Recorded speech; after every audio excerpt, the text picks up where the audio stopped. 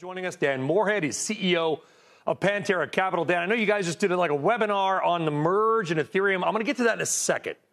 But when I heard I got Dan Morehead coming on, and then I got did you hear Congressman Sherman a few moments ago? I did. And he said, it's a Ponzi scheme, the whole thing. What's your response? Honestly, it makes me wildly bullish to hear people still using such kind of reactionary views on the market. It certainly means we're not in a bubble, right? If people are still thinking it's a Ponzi scheme, they don't realize 300 million people on Earth are using blockchain to make their lives better. If you think about it, migrants spend on average 8% to send money across borders.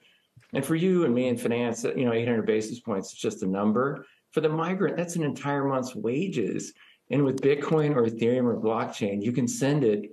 Anyone with a smartphone can send it to anybody else on Earth, essentially free, essentially real time. So there's so much upside when you have people who are so negative still. Well, what is the thing that people, when you talk to really smart people, rich people, smart people, MIT, Harvard grads, Duke grads, whatever, and they say, I just can't do it, Dan. I don't understand blockchains and ledgers and proof of work and proof of stake. How do you get them on board? Because we kind of witnessed that earlier in the show with Anthony and Lee. Yeah, so it's a great question. I've been evangelizing blockchain for 10 years, so I've kind of heard all the excuses and all the reasons not to get into it. The one thing I've never actually read is a very thoughtful paper that's against blockchain. You get the kind of one-sentence throwaways that some famous, sometimes very old investors say against blockchain, but nobody's actually written a really thoughtful paper on why blockchain isn't going to revolutionize so many different industries on Earth. And again, that's why I'm so bullish on it, because there is so much promise in so many different aspects. We were talking earlier about whether it's a currency or a commodity. It does 25 different important things. Currency being one of them, being commodities one of them, a payment rail, voting rights, identity. There's just so many things that will be done with blockchain, and we're really just scratching the surface. All right. I see all the stuff behind you.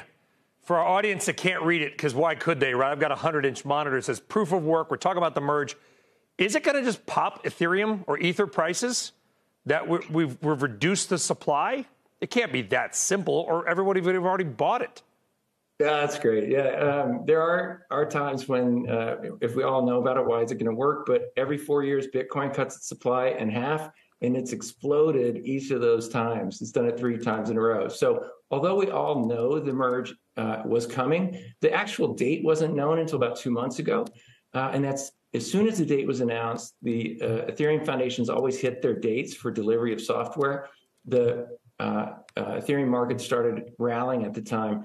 And now Ethereum's up about 60% from the lows, whereas Bitcoin's still just above where it was in June. So it is a big deal, and it makes people bullish. Obviously, there's a chance new pieces of software don't work. And so I think there is kind of a risk premium built in. And, if everything goes through and it all works, I think it really could scream.